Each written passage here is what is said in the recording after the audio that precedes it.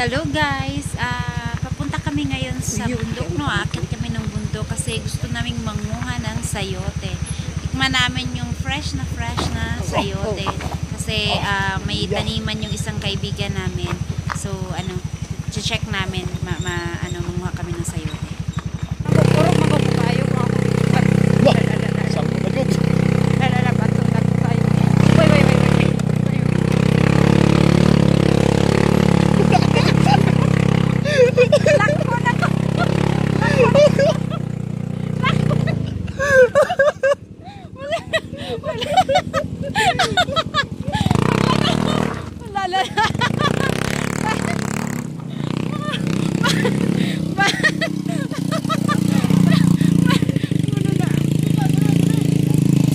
Sige na, maglakaw ko. Ano? Oh. Ayan o, na.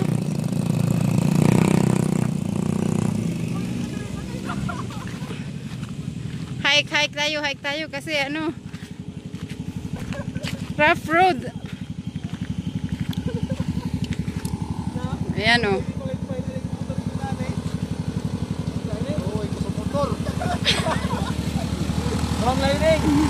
Baklay ito.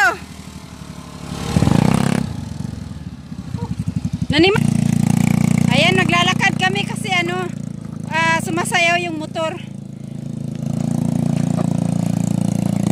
Lakad muna tayo, sumasayaw yung motor sa malalaki kasi yung bato, tapos beat mababa ang beat.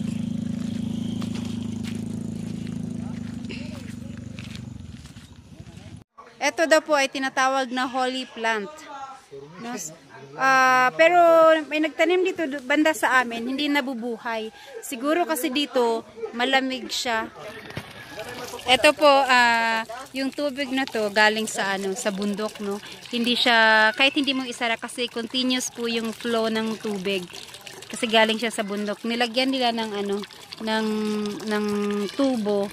Tapos yan, hayaan lang yan na tumatagas. Galing bundok naman yung tubig. Ang lamig-lamig guys, so parang nasa fridge. Ang lamig, parang naka-ref yung tubig. So tingnan niyo po. Mayaman sila sa tubig, hindi mahirap hindi na sila nagbabayad ng tubig dito. Kasi ayan, libre ang tubig, ang daming tubig. Bundok po kasi yung pinuntahan namin. Kaya ayan kahit iinom ka diretso dito, ang lamig-lamig po.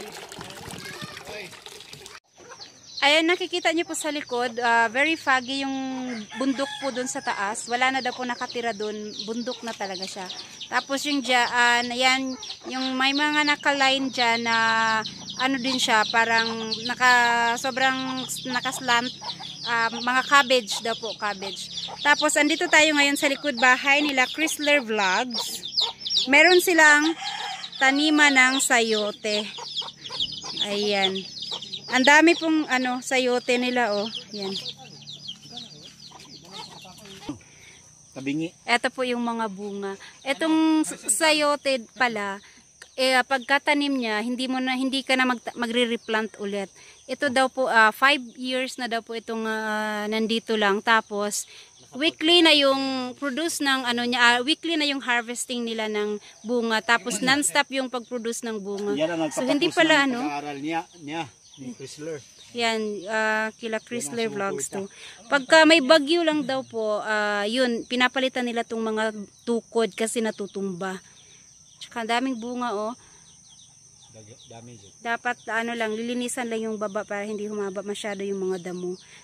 Biruin mo yan, non-stop yung pag-produce pala ng bunga ng sayote, no? So weekly mag-harvest ka.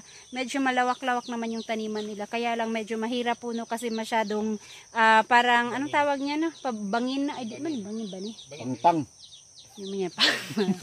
So ayan po, no? Tinutukuran nila para hindi dadapa sa lupa kasi pala to, vines pala ang sayote.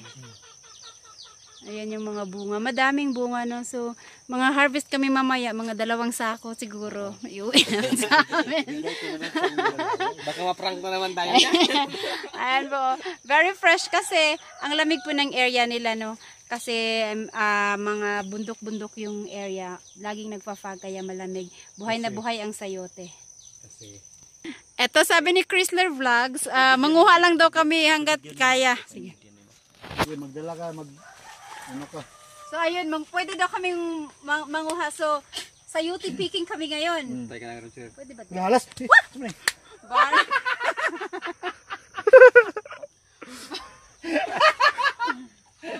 Paano ba ito? Putulin dito? Oo. Ayun. So ayun ano. Pulit ha. Yun. Isa Dalhin pa. mo yan lahat ha. Ako naman, sir. Ayun no. So bibilihin ko na lang baka mamaya malugi sila. Pinili ko talaga yung malaki. Wag na kasi Magkano isang kilo nito pag binibenta niyo dito? kapag binibenta yan 9 pesos per kilo. 9 pesos per kilo. Mura lang. 9 Oh, at pesos saka per yung kilo. yung isang sayote ay 1 kilo na yan. So isang piraso 9. Nakikita ko hanggang doon sa baba, sobrang daming bunga nakabite, no? Kaya pala gusto So, niya pumunta dito dahil Ano, sa sayote. malaking pera din pala ang bigay ng sayote. Tapos, biruin mo yan, 5 years na, hindi na sila nagre-replant. May pulse na dito. Continuous lang siyang Pulse pa dito namumuma. mga kanami. Magandang ano pala to, business ang sayote, no? So yan, tama na, baka mapagalitan tayo. 4 na piraso, siguro mga 3 kilo to mahigit. Ayun, malulugi na sila nito. Kinuha ko ng daming bunga nila. Next. Yan, thank you. Okay. Samutag na yung asin nun, asin? Subukan ko pong tikman kasi very fresh po and organic po ito. Wala po kasing fertilizer, walang spray, kaya fresh na fresh. Tikman natin kung anong lasa, no? Crunchy. Crispy po at saka matamis. Matamis. Dahil po pala siya matamis, no? Sarap kainin na ano. Matamis. Pagka fresh. Sarap. Ayan po si Chrysler Vlogs. Baka pwede nyong i-visit ang kanyang channel. Ayan, sa kanila tong sayotihan na pinagkukuha namin. No? So, laking lugi na ni Chrysler Vlogs nito. Okay lang. Ayan, iuwi namin. Ang tamis ng sayote nila, no? Ang pagka-fresh pala, ganun pala. ang Talagang lasa. matamis tulad ng pag-ibig ko sa iyo, napakatamis, di ba? Bato. Oo. Oh no. Oh my gosh.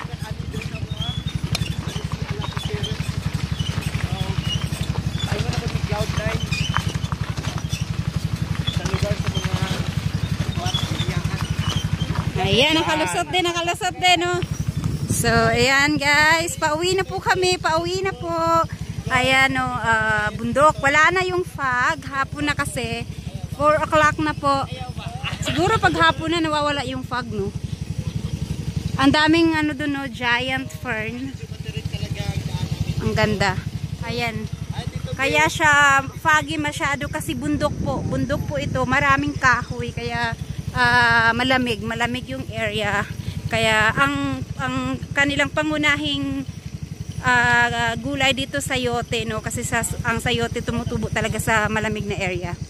Yun nga lang po, mahirap yung daan, no, paakyat masyado. Tapos kung yung rough road na dinaanan namin, hirap po, malalaki yung bato.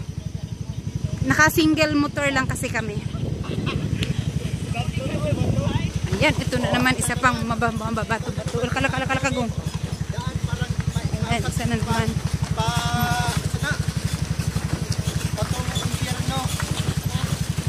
So yan na, mahirap. Ang dami, mabato-bato po siya, no? At saka uy! Gongs! Gonggang!